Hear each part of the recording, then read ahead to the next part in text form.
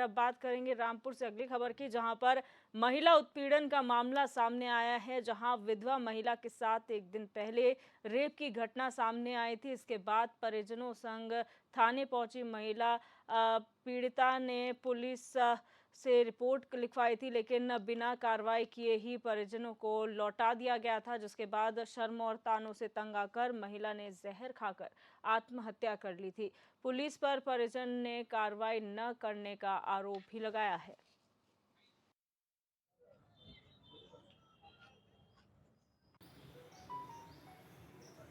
मामला ये सब पड़ोस में इसका जो लड़का था वो फाजिल, वो जासूसी से घर में घुसा और उसकी एफआईआर भी थाने में कराई, लेकिन पुलिस वाले ने इस पर कार्रवाई नहीं की।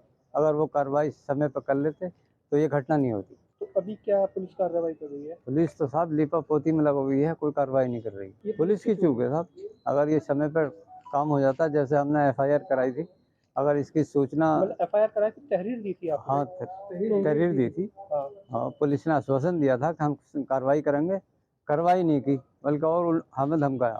फाजिल नाम का व्यक्ति इनके घर में घुसा रात के 1 बजे सीढ़ी लगा के, और उसने इनको जाके धमकाया और इनको मारा पीटा और इनके साथ अपना हफीज का शिकार बनाया, बलात्कार किया इनके साथ। और इन पर काफ़ी मारने के बाद में ये कहा कि तुमने किसी से कहा तो मैं तुम्हारी गोली मार दूंगा, तमंचा इनके कानों पर रख दिया।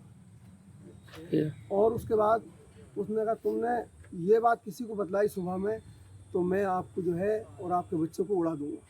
उसने कहा तुमने किसी को बतलाया तो ये वीडियो जो है मैं सारे लोगों।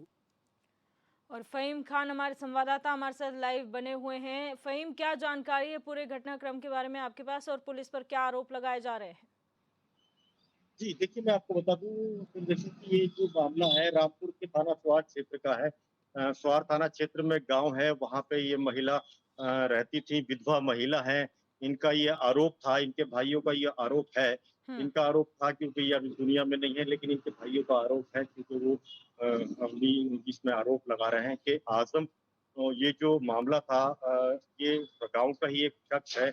उस शख्स ने इनकी विधवा बहन जो रहती थी यहाँ गाँव में, उसके घर में घुस गए और इनके अनुसार, इनके आरोप के अनुसार उसके साथ इन्होंने रेप किया। रेप की घटना होने के बाद जैसे इनके भाइयों को पता लगा महिला के, तो वो इस महिला को लेकर थाने गए और थाने जाकर उन्होंने तहरीर दी। तहरीर की जाँच हो ही रही थी। तहरीर को वो गहनता से पुलिस जाँच कर रही थी और पुलिस जाँचने के बाद में पुलिसकर्मी आरोपी के घर भी पहुंचे थे, जो कि हाथ नहीं आया। इतने में उस महिला ने विषाक्त पदार्थ का सेवन कर लिया, जहर खा लिया और रास्ते में उसकी मृत्यु हो गई। तो ऐसे में परिजनों ने ये आरोप लगाना शुरू किया है कि अगर ये पहले उसकी गिरफ्तारी हो जाती या पहले ही वो उसमें कोई ना कोई कार्रवाई होती तो इस महिला को जहर खाने की जरूरत नहीं पड़ती और इसकी मौत नहीं होती, क्योंकि इस महिला ने परेशान होकर शर्म से और लोगों के तानों से तंग आकर जहर खाया और जहर भी उस आरोपी की पत्नी ने खिलाया जिसके ऊपर ये आरोप है। तो ये जो आरोप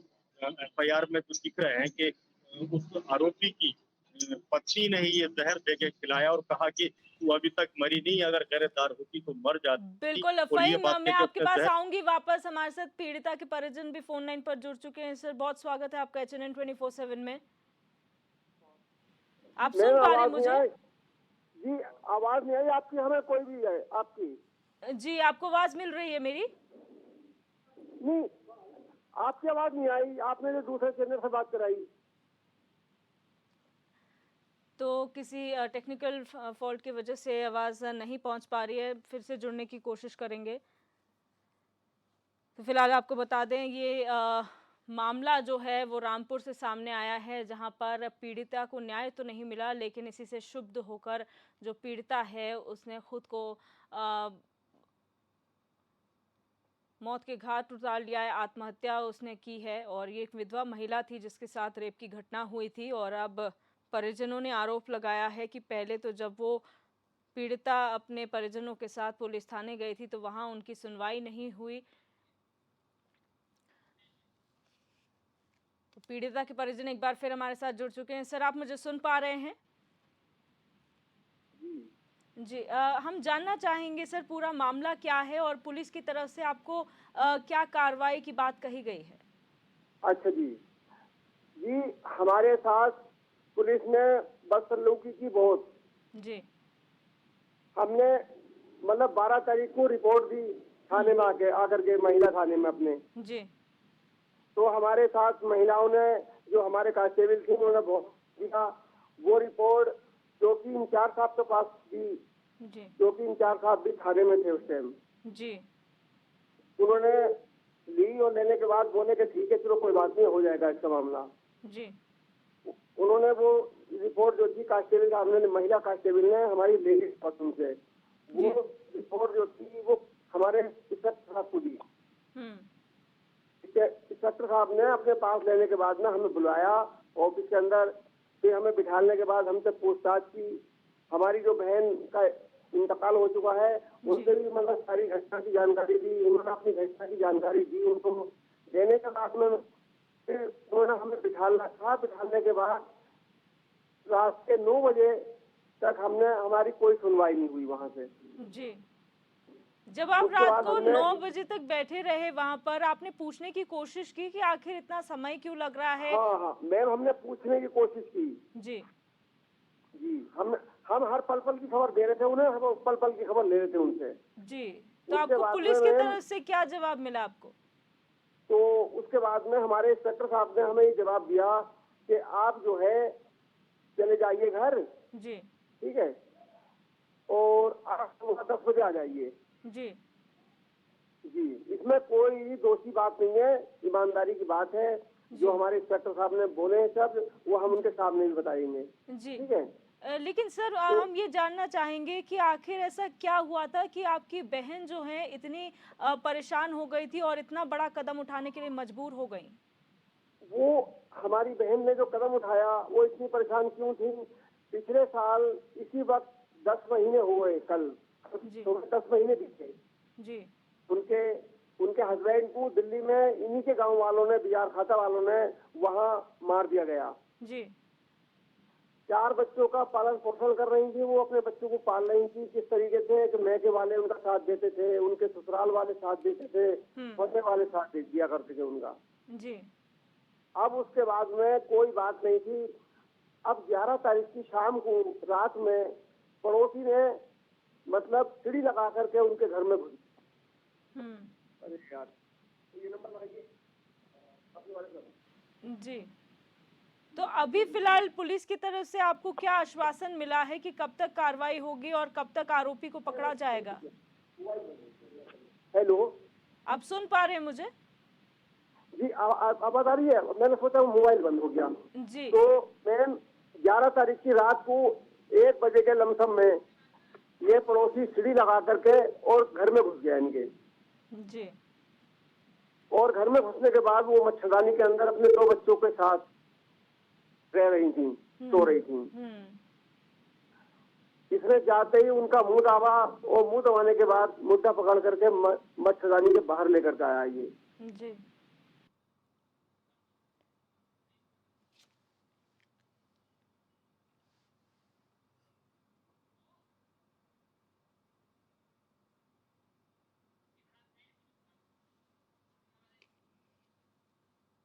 तो जिस तरह से पीड़ित के परिजन ने यहाँ पर बात कही है कि इंस्पेक्टर की तरफ से उन्हें कुछ पॉजिटिव रिस्पांस ज़रूर मिला है, लेकिन जो पीड़िता थी वो काफ़ी परेशान चल रही थी। और ये थे पीड़िता के परिजन जो हमारे साथ जुड़े हुए थे, जिन्होंने घटनाक्रम बताया है। और उन्होंने कहा है कि जब वो थाने में गए थे तो उन्होंने जो है वो कंप्लेन की थी, लेकिन जो महिला पुलिसकर्मी है उनकी तरफ से अभद्रता की गई थी। वहीं जब मामला इंस्पेक्टर के पास गया तो इंस्पेक्टर ने कंप्लेन उनकी लिखी और उनको ऑफिस में बिठाए रखा रात को 9 बजे तक। और उसके बाद कहीं ना कहीं ये कहा गया था उनसे कि उनके मामले में कार्रवाई होगी। फ़हीम खान हमारे संवाददाता भी हमारे साथ लाइव बने हुए हैं। फ़हीम, अगर आपने सुना होगा, पीड़िता के परिजन हमारे साथ जुड़े हुए थे, उनका ये कहना है कि महिला पुलिसकर्मियों द्वारा अभद्रता की गई थी, लेकिन इंस्पेक्टर से कहीं उन्हें आस है कि उनको न्याय मिलेगा। जी बिल्कुल, देखिए ये बात बिल्कुल हो सकती है कि ये महिला डेस्क में गई थी, ये महिला, और वहाँ पे महिला पुलिसकर्मियों ने अभद्रता की हो, क्योंकि महिलाएं जिस तरह से महिलाओं के साथ पेश आना चाहिए। जिस तरह से विनम्रता के साथ उससे बात करनी चाहिए और उनकी बात को सुन के उसको रखना चाहिए, ऐसा नहीं किया, इस पे बिल्कुल कार्रवाई बनती है। लेकिन पुलिस इंस्पेक्टर अजय मिश्रा ने जिस तरह से इनको भरोसा दिलाया और भरोसा दिलाने के साथ ही इनको इनकी मदद की बात कही, तो ये बात भी अपने आप में बहुत अहम है कि पुलिस ने मदद की बात की है और मदद के साथ ही पुलिस ने इनकी एफआईआर को लिखा तुरंत और लिखने के साथ ही उसमें आरोपी जो था उसको गिरफ्तार कर लिया और गिरफ्तार करने के बाद उसको जेल भेजने की तैयारी हो रही है। तो पुलिस ने कार्रवाई तो अपनी तरफ से की है, लेकिन जिस तरह से परिजन आरोप लगा रहे हैं कि उनकी रात में नहीं सुनी गई, तो उसमें यही तथ्य सामने आ रहे हैं कि उसमें जब तक जांच की जाती, जब तक पता लगता, तब तक उस महिला ने ये आत्मघाती कदम उठा लिया था और आत्मघाती कदम उठाकर उसने अपनी जीवन लीला समाप्त कर ली थी, आत्महत्या कर ली थी जहर खाकर। ऐसे में ये मामला तुल पकड़ गया और इसमें हंगामा बढ़ गया। हालांकि पुलिस ने अपनी तरफ से भरपूर प्रयास किया था कि इसको रात को ही शॉर्ट आउट किया जाए, लेकिन रात में जिस तरह से उसके आरोपी घर पे दबिश दी गई और दबिश देने के बाद उसमें आरोपी उसका नाम मिलना, उसके परिजनों का मिलना और परिजनों को थाने लेके आना, पुलिस ने ये काम किया और उन परिजनों से पूछताछ की, तो परिजनों ने उसके आरोपी के ये कहा कि उसको बहुत जल्दी वो पेश कर देंगे, पकड़वा देंगे। तो पुलिस ने अपनी तरफ से जो कार्रवाई करनी थी वो की थी, लेकिन इस बीच में महिला ने जिस तरह से जहर खाकर अपनी जान दे दी, तो उसने मामले को पलट दिया और उसका रुख पूरा ही दूसरी तरफ घूम गया कि पुलिस ने उसकी मदद नहीं की, इसलिए उसने फ़हीम, बहुत शुक्रिया हालांकि हमारे साथ जुड़ने के लिए और तमाम जानकारी साझा करने के लिए। इसी